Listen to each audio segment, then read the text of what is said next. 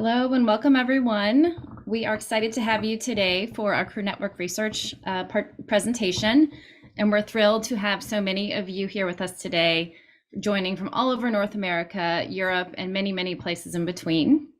Following today's presentation, I encourage you to visit our website at crewnetwork.org to learn more about our mission, our events, and our membership opportunities, in addition to our entire suite of research publications. So to start today's session, I'd like to welcome CEO and Principal of Cushman & Wakefield Picor and 2020 Crew Network President, Barbie Reuter.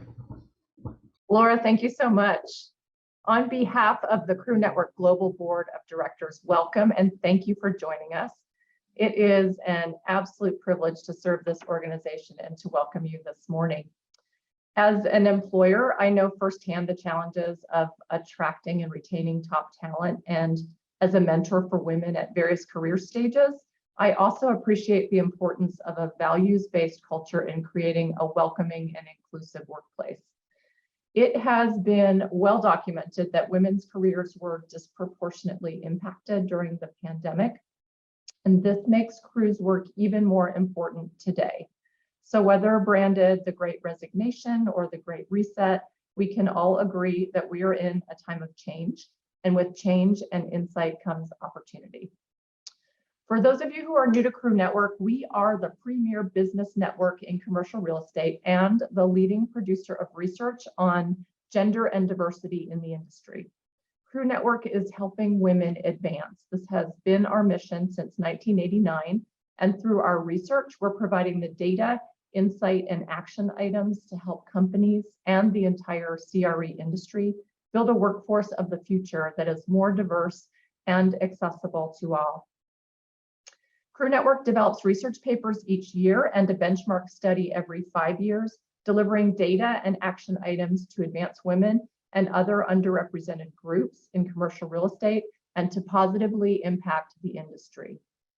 Today, we're pleased to launch our 14th research paper, which will focus on building a more diverse, equitable, and stronger CRE workforce. It is now my pleasure to introduce my partner in leadership, Wendy Mann, Crew Network's CEO.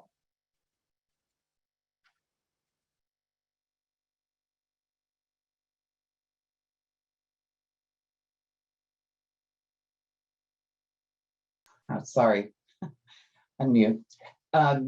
Thank you, Barbie, and thank you all for joining us here today. As you know, one of our primary pillars is our research, and we wouldn't be where we are today without having that ability to validate and document the status of women and other underrepresented groups in commercial real estate. I would like to say thank you, Barbie, for your leadership this year and for creating and focusing on the belonging as our primary goal around Crew Network this year, making sure that everyone feels like they belong, and you've been a great example and leader of that. I'd also like to recognize the research committee. Thank you for your hard work, for bringing your talent, time, and efforts to creating this very timely research report. I'm going to go ahead and share my screen now so we can get to some of the data.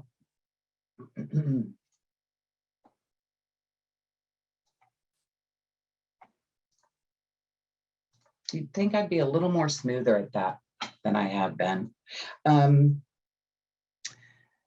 So today we're going to talk about building the CRE workforce of the future based on a study that was conducted by Crew Network and the research committee. We want to create a more inclusive industry for all.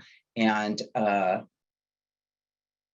I'd like to start by just acknowledging, as Barbie said, that we are the leading research on workforce, women, and underrepresented groups in the industry.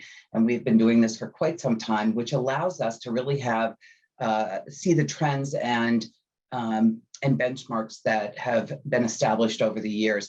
And sometimes there's good news, but sometimes there's not so good news. So we're going to talk about that today and see what we see. I would like to take the opportunity to personally thank Capital One. They have been a program partner with us for the past, this is their 4th year, to support industry research.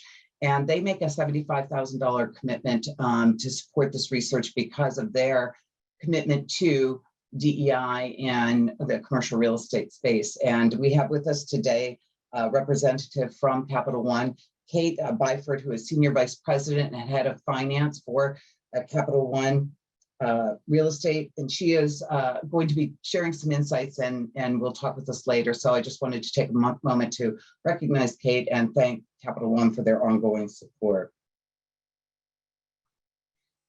So today we're going to share some insights from the 2022 research. One of the things I'd like to do is just give you a quick frame up that in 2020, we did our benchmark study, which looked at broadly across a lot of topical areas of commercial real estate and our annual benchmarking of the data, how progress has been made for women. And for the first time in 2020, we measured DEI in commercial real estate. And in 2021, we undertook a study to see what the impact has been on women. And this third study, which was conducted in 2022, this is a sort of post-pandemic, if we could call it post, look at where we are today and what needs to happen in the future. So if that gives you some frame of reference, it's helpful to understand, our goal here today is to educate and empower employers across the industry, all of you really, to take this data and leverage it in building that workforce of the future that we need, and a environment and industry where it attracts, retains, and develops the talent that we're going to need as an industry going into the future, so that we are creating that the support and an equitable workforce going into the future based on some of the data insights that we have here today. And so two things that I would mention also is that the reason why the data is important and why CRE Network is the voice on this is because we are by far probably the only organization that is sharing the trends and insights from the underrepresented groups, both on the gender side and other underrepresented groups such as people of color and those with disabilities.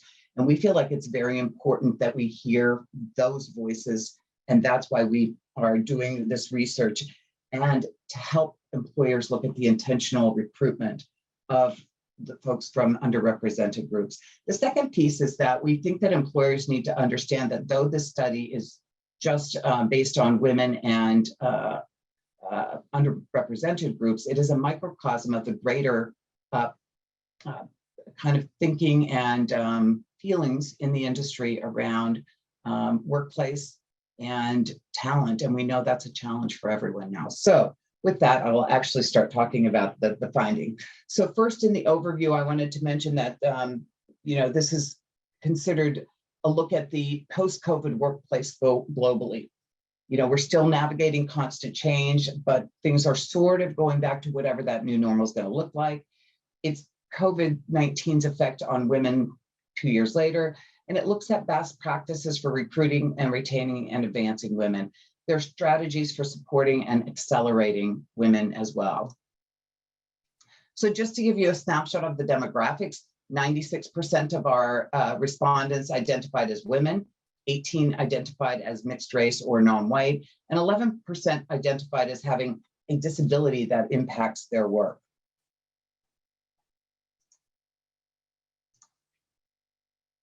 This is actually a great statistic. More than 92% of our respondents said that their companies are inclusive. That's pretty big. You'll see that 48% said very inclusive, 44% somewhat inclusive. So it's not totally there yet, but we're working on it. And it was good to see that only 8% felt that their workplace was not inclusive at all. That's still not good, but it's good to see that companies are, and this is the measure we want to see, that companies are making the commitment and are moving that forward, creating that inclusive culture. Of 29% of our respondents said that women in their work location have left their job voluntarily in the last 2 years. So 29% have left their work location voluntarily. And it's a point, in fact, in that our 2021 research that this is an increase from the 24%. So it's gone up, even though COVID has gone down. 95% reported that women who have left the workforce have not returned, which is a definite challenge for the industry. And since the start of the pandemic, based on our survey, 1 in 4 or 27% of respondents of those surveyed have taken a new job at another commercial real estate company. So just over a quarter of employees that responded. 56% of respondents had access to a mentor or sponsor in the last 2 years. However, for people of color, only 21% had access to that, which is way below where it should be. And we need to really focus on that as an industry going forward. 88% of respondents' companies are actively trying to hire talent right now. So what that means is, of all the commercial real estate companies that were part of this survey, 88% are actively trying to hire talent. That's significant. And we see that as well. You're probably experiencing it, many of you trying to find good people. We see that on our career center. The job postings have gone up significantly over the past 12 months. And we know that that's still a challenge going forward. So current work arrangements in CRE, in case anybody was wondering, based on our survey, 68% have a hybrid or flexible workplace, which allows them to spend time both at home and at work. 26% are required to be in a physical office space, and 6% are 100% remote. I don't know. I mean, I'm just curious if anybody is surprised by that.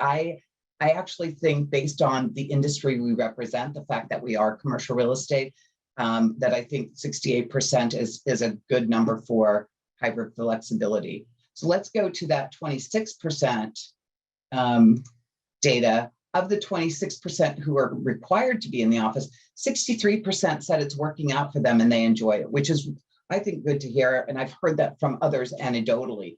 36% said it's not ideal and they'd rather have flexibility. 13% had said that they had increased stress or anxiety, and 11% are looking for new opportunities that offer more flexibility.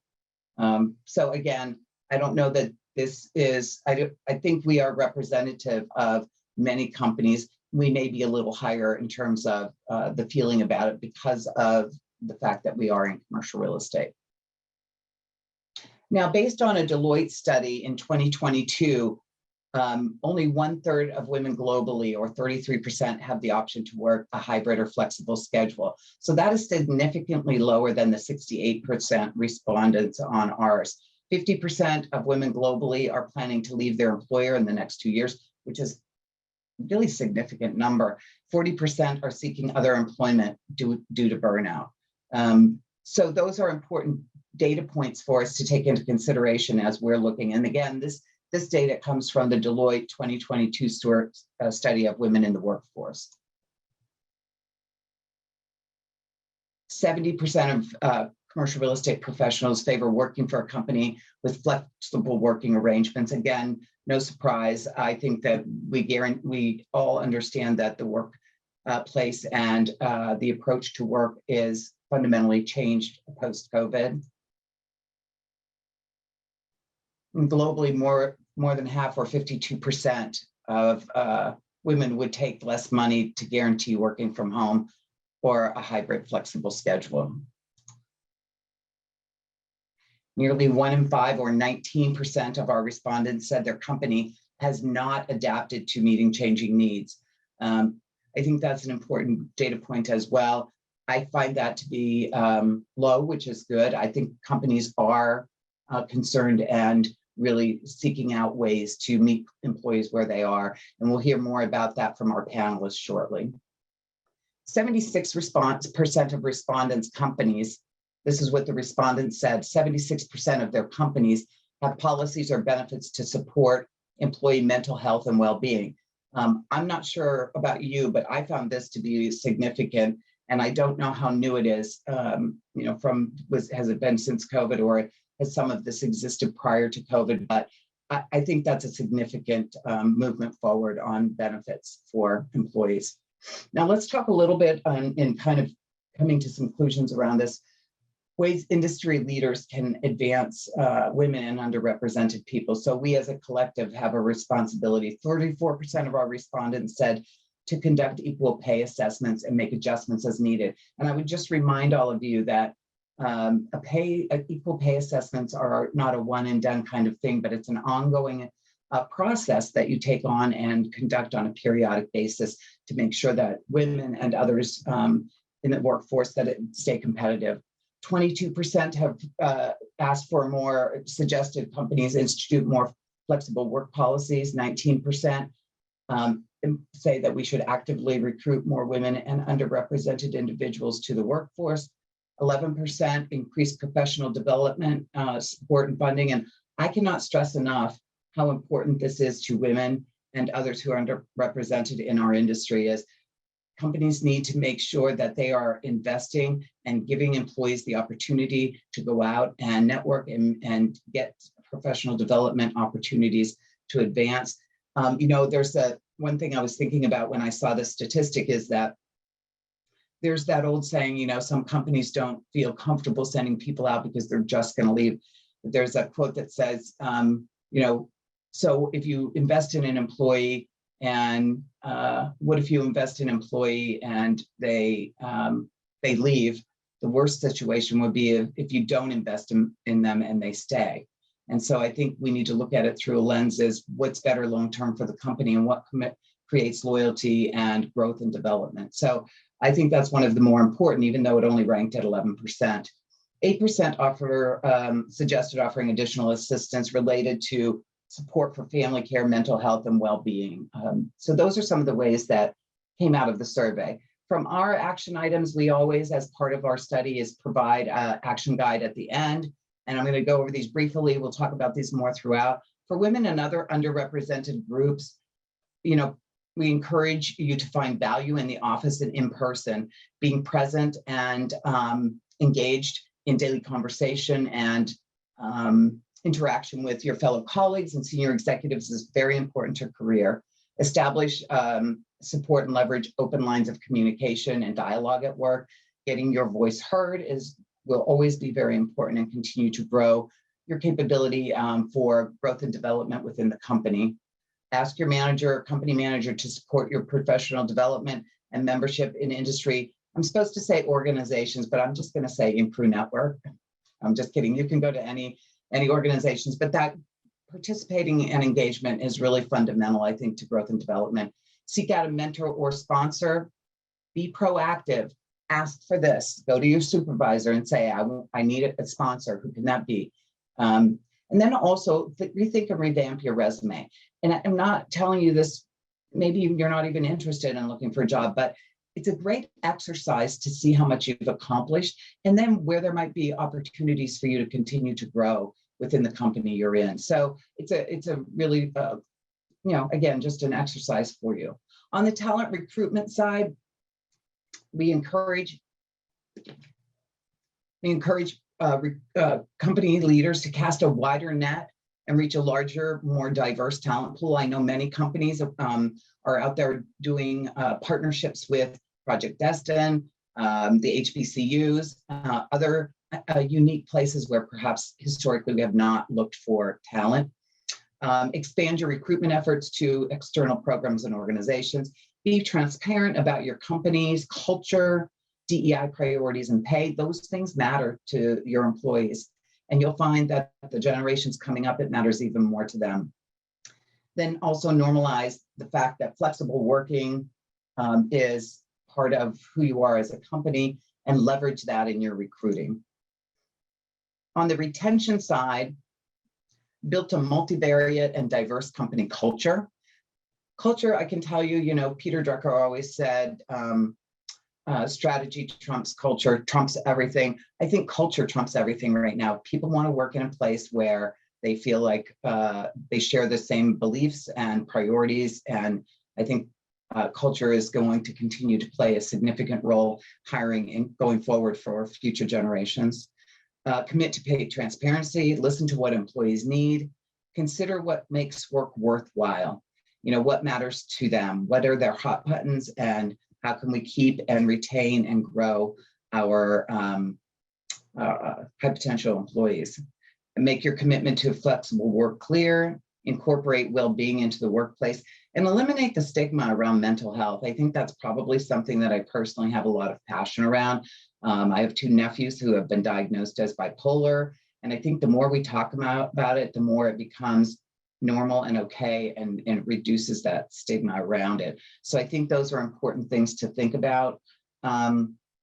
With regard to advancement of women and other underrepresented groups, the study talked, the respondents said to prioritize and financially support professional development and learning. We've already talked about that. Establishing the formal mentoring and sponsorship programs. You saw the statistics, 56% for women and 21% for people of color. Those numbers can be significantly better. And so that's intentional programs that need to be established and get that number up to 100%. And then also, if your CEO has not yet done it, encourage them to sign the CER Pledge for Action and adopt an accountability, a comprehensive DEI strategy with accountability by the company. So what you can do is download the research paper and request copies at crewNetwork.org. You can share the publication, or we encourage you to share the publication with your company leaders, head of HR, and other employees. Share it on social media. Some of the data points are really significant. And also, if you're with a local Crew chapter, host a program so that everybody becomes more aware of the data and also the action steps that they can take and they can share with their company. So I will actually at this point, we'll stop the share and move to some questions, and encourage those of you who are joining us today to hear about this data. I encourage you to go ahead and post questions in the question box. I'm trying to find my questions here. Oh, here we go. Okay. So let's start a discussion around some of this data. I know it's new to you all as well as it was to me and those listening, but we know as leaders that, through our research data that the commercial real estate workplace has changed in the last 2 years. It would be impossible to stay the same and accomplish what we're accomplishing. What kind of new policies or programs did your company introduce to support your employees that is now moving forward into the future, especially women and underrepresented groups? And I'm going to go ahead and start with Tim. Can you share some of the new things that you've established post-COVID that will remain in place going forward? Thanks, Wendy, and delighted to be here. We have a number of programs, and excited just to share a few of those with you now. As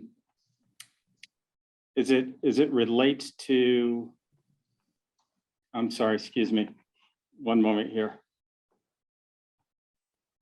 The first is around our extending our benefits.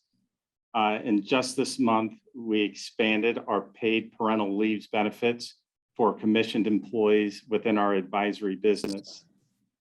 This expanded benefit now includes a weekly stipend for both mothers and fathers, and funding to cover either a temporary staff resource or a bonus for producers who contribute to transactions during the producer's leave. This new offering not only supports our next generation talent, but it also helps destigmatize parental leave for both mothers and fathers, and it lessens the burden on teams during a producer's leave. The other one I'll mention quickly is just a change in our relationship-based hiring policy. It addresses that challenge. And as you know, Wendy, networking is a primary way to advance within commercial real estate, especially for brokerage roles. Unfortunately, many women and other historically underrepresented talent in the industry just don't have the existing networks to thrive. So a few years ago, we enacted an explicit policy that outlines the do's and don'ts of hiring and working with relatives. Of course, we still welcome, right, employees, relatives to work in our firm. We just had to put some rules around that to make sure that it was a very fair playing field and that everyone could thrive on those specific teams. Those are just a few. Yeah, thanks, Tim. And I apologize. I missed the part in my script where I was supposed to introduce Tim Disman from CRE, Chief Responsibility Officer, which is a great title and great work. Right on the screen, so all good. Yeah. Eric, yeah, well, No worries. that told the story. Eric Frank, CEO of Lightbox, is here with us as well. And then Kate Byford, as I mentioned earlier, Senior VP and Head of Finance for Capital One. So welcome to all of the panelists. And Tim, just, you're right about the relationship hiring has been such a practice, like it's almost ingrained in especially the brokerage side of the business. And it's really good to hear that you're looking at that as something that we can change. And I've heard that from other companies, especially even on the intern side, where they wanted to, hire interns. It was always the children of the people that work there. And now they've made some rules around that so that it's not all of that. And I also want to comment on the parental leave. I actually was thinking about that last week, was how different times are now. And parental leave really should be available to whoever the parent is and shouldn't be limited anyway. So it's good to hear that. Yeah. Eric, how about Lightbox? What are some programs and policies that you all have recently put in place to move forward in this new environment that we're in? Sure. Well, as some of you know, we're a fair bit smaller than my colleagues on the panel here. We're only about 2 years old at the time of, COVID began, and we had just finished the third and fourth acquisition. Lightbox is a sum of acquisitions. So building a culture was like at the forefront of what we needed to do internally. And then we have all these external factors going on at the same time, right? Bringing together a very diverse group of people geographically and otherwise. So we've done a lot in that time period. I mean, everything from during the summer of 20, I mailed Just Mercy to every employee when things were going on, and I felt people needed to have a perspective around that. We encourage our employees to use their unlimited PTO to go out and vote and to partake in community actions and things like that was going to be okay inside the company. We created an employee-led donor advised fund so we could go back into our communities and the folks that were closest to the communities. We are a completely distributed company because of all the acquisitions we've done. So there's a lot of communities that we represent, but the most formal thing that we did on top of all that is in January 21, we created a diversity and inclusion council inside of the company. And so we have a dozen employees who lead that council, and it's about education and bringing focus to underrepresented folks. And we have, quarterly, papers that are being written every month. We celebrate, another Heritage Month or something of the nature. We bring in voices, and it's really to encourage and to recognize within our organization, all the different cultures, all the different communities, all the different voices, and to foster this kind of inclusive environment within side of Lightbox. So, we had the benefit of kind of being a new company and having to deal with things and having the fluidity of that to go in and bring these things. And a lot of it, to the point of your survey, right, comes from what the employees are looking for, right? And so hopefully we're doing a pretty good job of trying to address that.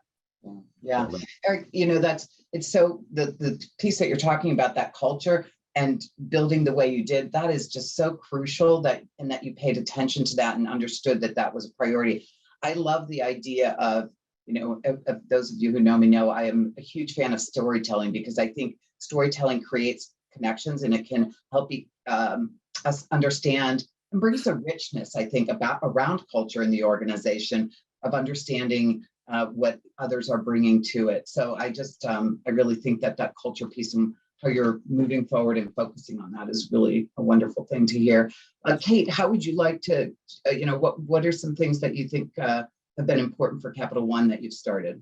Yeah, thanks, Wendy. Based on the research report, I'm just going to spend a little bit of time with our hybrid work. because I think Capital One has been very thoughtful and transparent regarding our work from home and then future hybrid work arrangements. And, they stated from the beginning, we're going to give you 60 days of a heads up when we do move to this, so that people could plan for childcare or elder care, whatever needs they had before that anticipated start date. And so most locations worked from home until November of 21. And we did reopen some of the offices Tuesday through Thursday for those interested in returning part-time, but we officially start our hybrid work approach next week. And so associates are going to be strongly encouraged to come to the office Tuesday through Thursday, and they're going to be working from home Monday and Friday. But we are still also leaving an option for people that want to come in 5 days a week. And the amenities might be a little lighter during that time, but we really are listening to people having various needs and wants for the hybrid work. And we stood up task force in every office location that really focused on addressing those associate concerns about returning to the office. And for the people that haven't even been before, right? This is their first time. So how do we get them more comfortable with coming in, lunches, happy hours, and welcoming them back to feel comfortable in doing so? We also started 2 programs to advance women and Black and Latinx leaders called RISE and ABLL.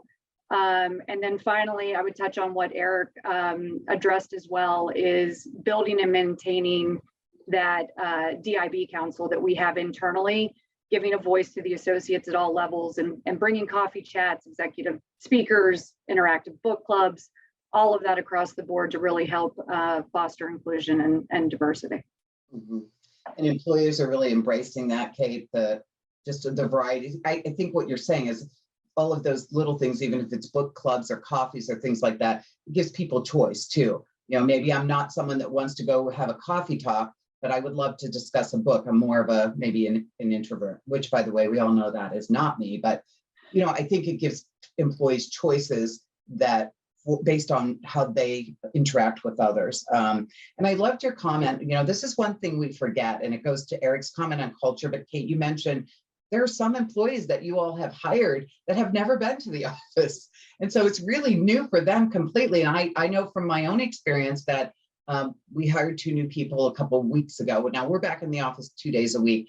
But my future daughter-in-law, she was hired at, the group Fannie Mae. She was hired at Fannie Mae in March of 2020. She's never been to the office. And so she is actually really anxious to get to be there, not just for the culture, but the connections with people she's been working with remotely. So I think that's something that we may not realize that is part of that culture piece and part of that connectivity of feeling part of your organization and the business they're working in. Is that true? I guess, Eric, you feel like that, Tim, as well, that that's something that your companies have also thought about? Undoubtedly, I look back at my own career and I know we got some probably conversation around mentorship, but the informality of being in an office and finding somebody around these topics and finding somebody who's been there before, who can guide you and help you with your career and help you with challenges, and whether it's with another employee or with management or whatever it is so important. And when you're starting out, to know who you're working with. I mean, my social life came out of going to work with other young people, and my curiosity to try to understand what everybody was doing and to figure out how to move my way through the organization. So it's a little bit surprising to me, when you open the doors, everybody doesn't run back in that are of that age and in that stage of their career. Let's put aside other folks. So I think it's incredibly valuable time in your life to be able to engage with other people. And I think that's a missed opportunity if you're not doing it. Tim? Yeah. Return to work is incredibly important. And we know that there's collaboration and relationship building that takes place in the office that just can't be replicated virtually. The reality is that people come for a reason. And for those that came to the office that didn't feel like they belonged or actually receiving the benefit of the collaboration and the friendship, there's some hesitancy. Why should I come back? What's in it for me? I like the renewed focus by companies right across industries because of the focus on belonging and what's happening within diversity, equity, and inclusion. I think employers, especially CBRE, are being incredibly mindful about what happens and the power of actually collaborating and being inclusive in the office. But let's face it, we live in a very global world and we're not able to have people right in our office and meet with them one-on-one. And we have to get even better. We've gotten good, I think, over the past couple of years. We'll continue to get better in making those that can't come into the office feel included. And it requires a very intentional act. We have to be very mindful. The words, the hours, the way that we collaborate online, the technology, all of those things will play an important role on making everyone feel included and truly a part of our culture. Thanks, Tim. So let's talk about one thing that I mentioned earlier, which is I'm very passionate about, is mental health and the well-being of our employees. We know that during COVID, many people experienced it differently, and some were lonely, some had experienced some depression, some were dancing in the living room every day feeling happy, but it was different for everybody. And I think it's top of mind now as we are coming back into the office or creating whatever work environment we're going to have. How has the dialogue and focus on employee mental health and well-being shifted in your company in the last few years? How has it shifted? And you know what, Eric, let's start with you. Sure. We started, I would say employees started an affinity group, and for a relatively small company, that's kind of an interesting outcome. And so they set up the first affinity group they wanted to set. It was the mental health affinity group. And so they created this group. They did outreach to all the Lightbox employee base, and created their own little community here, supported by the organization in terms of resources. And they have brought together this group, and they talk in a kind of this safe environment about issues that are concerning of them. It could be about them, it could be about a family member, it could be about a friend or whatever. And so, coping mechanisms, and then, they've created programming for the whole company, then be able to participate in and understand, topics like depression and the importance of wellness and tools like meditation and things like that. So it's an incredibly important aspect because of what you just talked about, that, we support these initiatives, and I've been told by several people it's a retention mechanism. Like, people have said, when that group was formed and I was able to collaborate and I was able to, talk about things that were going on in my life or a partner's life or whatever in this council, it was, life-changing in terms of how they thought about the company and other reasons to be part of the organization. So it's been an important initiative inside of Lightbox this year. We're, I think, 1 year into it. Oh, well, that's amazing that the first group they wanted to start was mental health. And secondly, that, sharing experiences can be so powerful that it really does change people's lives. They don't feel so alone in whatever it is. And mental health doesn't have to be anything, it can be just the regular happiness, sadness you feel up and down, or it could be a family member. So that's a really great example of how it's manifesting itself in the organization and becoming a retention. Absolutely. Yeah. Kate. Yeah, so, it's interesting because if you think pre-COVID, we had the benefits, and yet I don't think that it was spoken about much at all. And so, I think it can be very easy to get lost in the grind, and especially as work and home life have been blurred over the 2.5 years. And I think that's been apparent that we've seen that. I know for me personally, you'd walk out of your home office right into the family chaos, and that alone can cause people to feel burned out. So, I think in the past, the office created a little bit of a line between that personal and work life sometimes.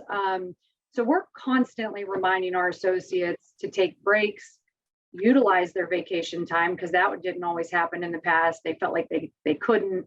And then we have the corporate benefits such as, the backup daycare, elder care, take advantage of the slowdown in deal flow. We also implemented Zoom free Fridays because everybody can use a break from meetings and Zoom.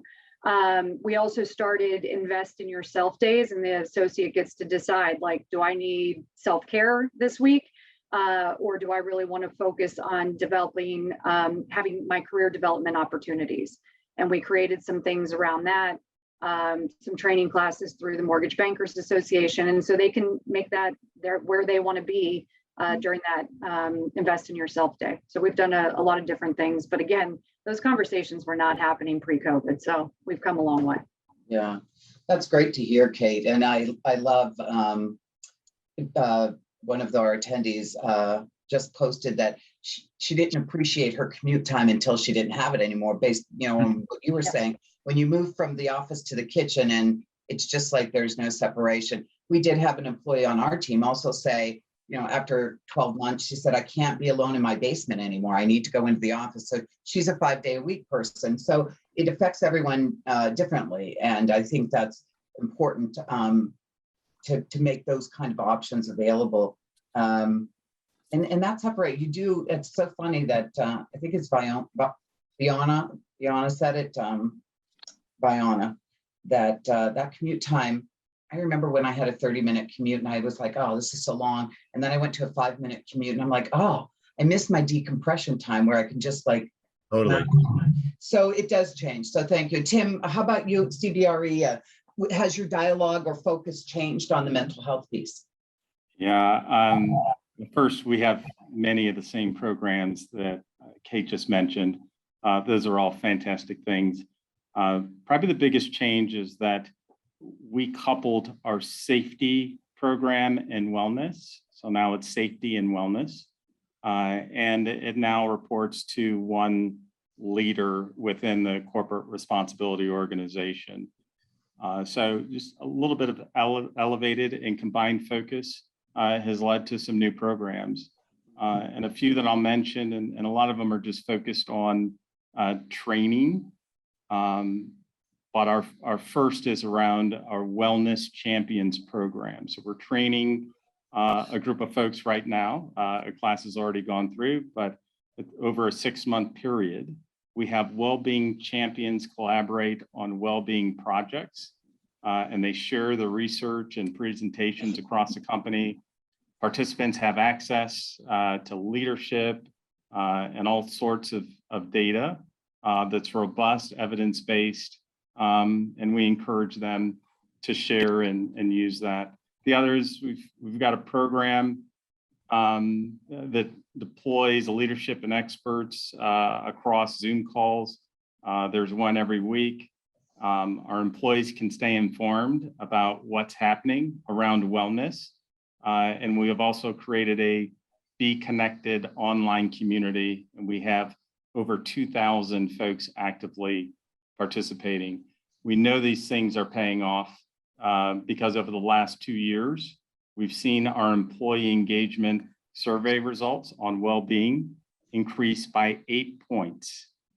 So we're now at 76%, and we're very proud of that. Yeah, that's great. Congratulations. And you mentioned something we haven't really talked about, but it's the measuring too, so that you can see that things are working. So, well, I want to get through these other items before we have to call it a day, but next question, how are your companies planning to address any gaps in mentoring your employees, specifically for women and other minority groups, mentoring and or sponsorship? Kate, why don't we start with you? Sure. So I would say both of those, mentorship and sponsorship, are really key pillars for both of the programs I mentioned earlier that both were started during the pandemic. The first being RISE, which is a program for the commercial bank to drive women leaders' career growth. It's about 15 to 20 people in each cohort. They're participating in a year-long program, focusing on areas like self-advocacy skills, networking and professional growth plans. They're paired up with sponsors and mentors. And I would say probably the biggest the biggest amount of feedback we hear from them is that it's just a vital resource for connection and support once they've become part of that program. So we've seen that go a long way. Also, we began the enterprise-wide Advancing Black and Latinx Leaders to champion emerging leaders within that space. And also creating, they have their curriculum includes one-on-one sessions with executive level coaches. And they're also put into groups and given projects where they're presenting out to the C-suite of Capital One. And so that's been a really great program that we've seen as well. But we also, Wendy, you said it earlier, we are encouraging our folks to also join CRE and other organizations because we can do a lot internally, but we also believe that the external networking is just as important. And I know for me personally, that's where I had a lot of my sponsors and mentors throughout my career. So just a few things from us. Thanks, Kate. And I appreciate you mentioning that because I do think having someone inside that's a sponsor, maybe an external mentor, it gives you the balance of the two. And having someone who is really objective outside the company can be much more, there's something about having someone who is not in the day-to-day. So I appreciate that. Eric, how about you all at Lightbox?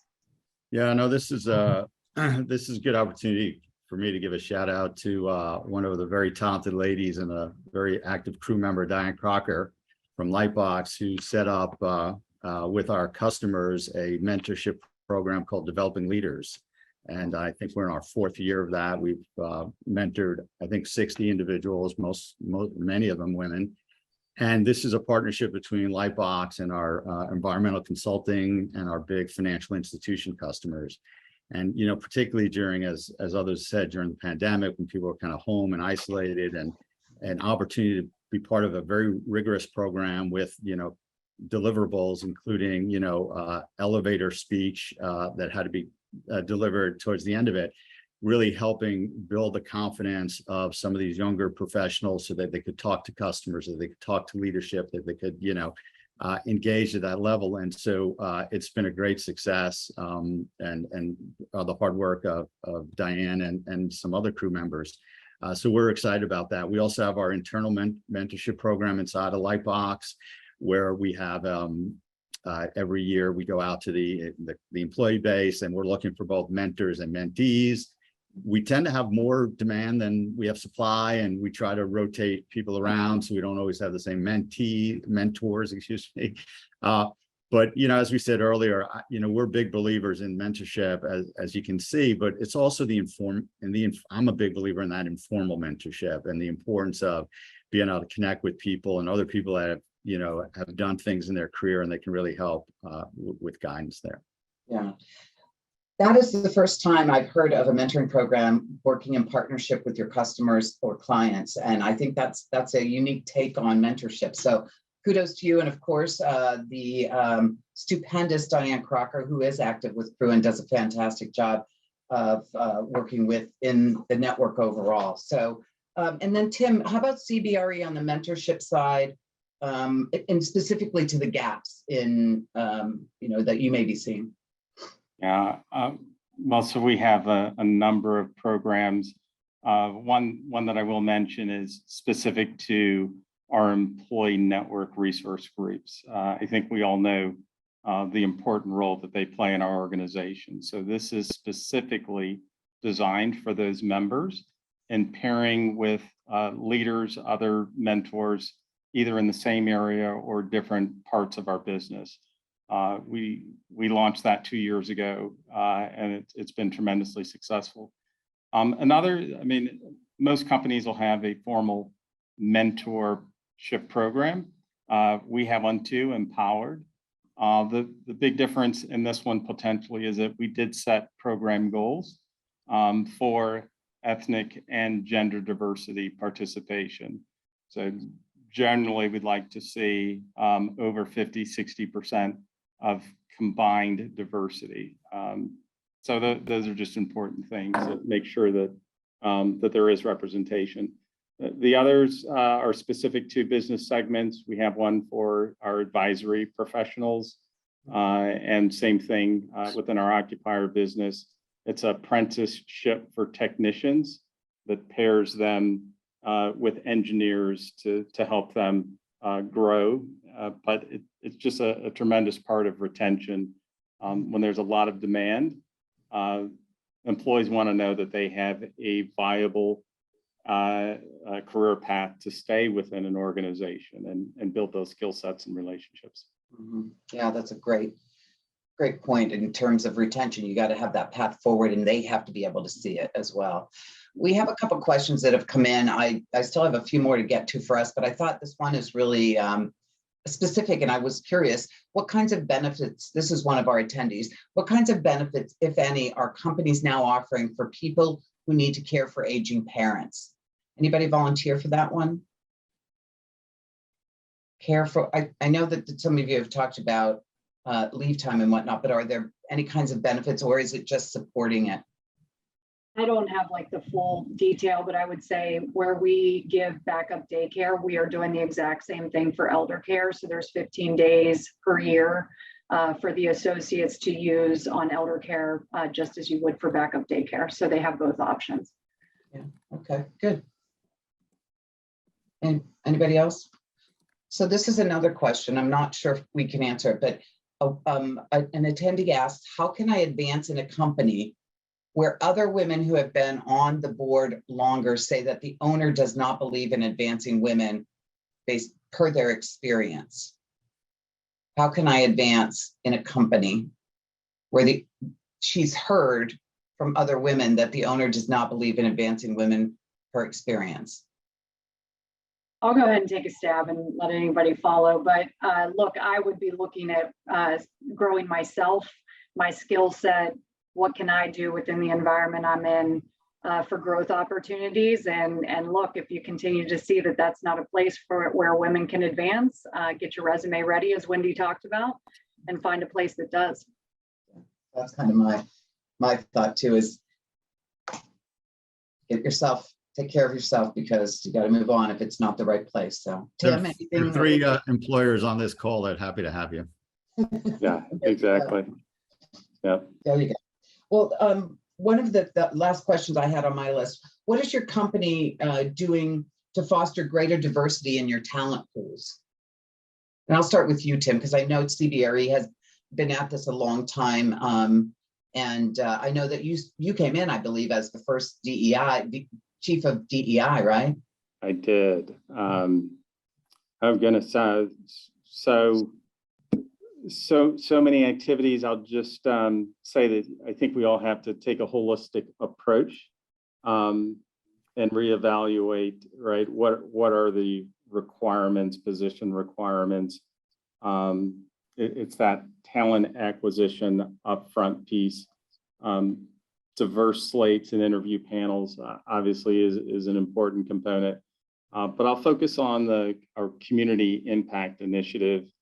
Last year, our foundation contributed overall more than 20 million, but a part of that investment was on community impact, where we partnered with 14 nonprofit organizations. Part of it was addressing climate change, but there was a big DEI component of it that focused on recruiting, hiring, building a pipeline of individuals from underrepresented communities for careers in commercial real estate. And we're putting metrics in place to make sure that investment, not just financial, but also volunteerism, is following. So that was a big deal for us, as well as internships. Yeah, that's significant, Tim. And that is a really interesting program as well. And I'm sitting here looking at your title. I know you oversee all ESG, so the climate piece as well as the talent and diversity and inclusion. And I love your title as your Chief Responsibility Officer. So you're responsible, right? Yeah, I've had those phone calls too. They don't know who to call. They were like, let's call the responsibility officer. He's responsible. Do you think that will become more pervasive in other companies, that they have a Chief Responsibility Officer, or is that not something that you see becoming normalized in companies? No, I think it is becoming normalized, and there's a Chief Purpose Officer, Chief Sustainability, They just have different names. The function exists. Whether they've put it together holistically is probably the question, but I think a lot of companies are focusing on that. It'd be a good question for the others. Yeah, okay, thank you. Eric, talent pools and how you're fostering diversity in your organization through talent. Yeah, I think we tackle it in a couple different ways. One, we do a lot of training of the hiring managers to understand their kind of informal biases that they have, and to suggest that, you know, in searching for the candidate, you know, we have a lot of ability to train, that they don't have to look for the perfect candidate, or the candidate with, you know, some sort of background. And secondly, we obviously use our employee network. So we have an employee referral program. So bring in, you know, more folks that you know that you want to work with, that are like that. And third, obviously, we take advantage of all the diversity job boards, and we post on all those things. So, you know, it starts at the employee. Come on, go help us recruit and bring people in, and two, working with the managers to make sure they understand, you know, their hiring practices and how they're looking at resumes, and understanding that you can bring somebody in to us and we can help grow that person, and they, you know, and take advantage of that when looking at candidates. If you feel like maybe something's not there, but we're trying to, you know, diversify, and we're trying to get underrepresented people in here. You know, it doesn't always have to be the perfect person on paper. It can be a combination of things, because we can help. So that's how we think about it. Yeah. Yeah, I like that. I actually worked for a CEO once who said, Wendy, we hire potential. Doesn't always have to be perfect. And I think that's really important and nice to hear. Kate, how about you at Capital One? Yeah, so I want to say I first agree with Tim that it's got to be a holistic approach. I mean, you have to have multiple avenues that you're working on here, and agree with both Eric and Tim on best practices. You know, we can say have a diverse candidate pool and have a diverse slate of interviewers, but I don't think it's happening everywhere. And, you know, I've gotten a lot of feedback from people interviewing with us that it was nice to see some people that look like them. 50% of my leadership team is women. And so we've had some good compliments come out of that. The other thing Capital One is doing is, you know, you mentioned historically Black colleges and universities earlier. We're working with them and Hispanic serving institutions. So we've grown since 2021 from 4 of those to 11 HBCU and HSI school partners, and that has quadrupled the number of new campus hires from those institutions. We also have done HBCU virtual job fairs, and then you mentioned Project Destin earlier. They are an amazing pipeline of diverse talent, and we've had 2 groups come through with them, and 2 of their people from that mentorship came over into our new analyst program. We have also used Fannie Mae's Future Housing Leaders program to put openings. And the final thing I would say is we've used CRE both at the local and national level. So we are hitting in a lot of different places to help bring in that talent. That's great. I love hearing that.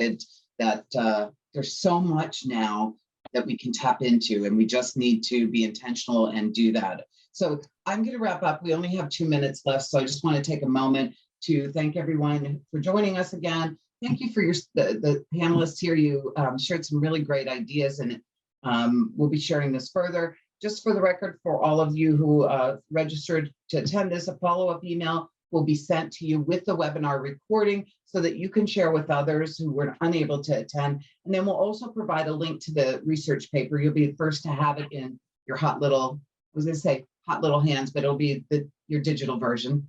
And if you are a crew member and you'd like to also receive an email later today with a link and a marketing toolkit to share with your chapter, please let us know that, and we'll get that to you. And again, thank you for the panelists. Thank you for attendees, and thank you for all you're doing in partnership with CRE. It means a lot to us, and we are together all going to make a difference going forward. So have a wonderful day, and go forth and conquer. Thank you, Wendy.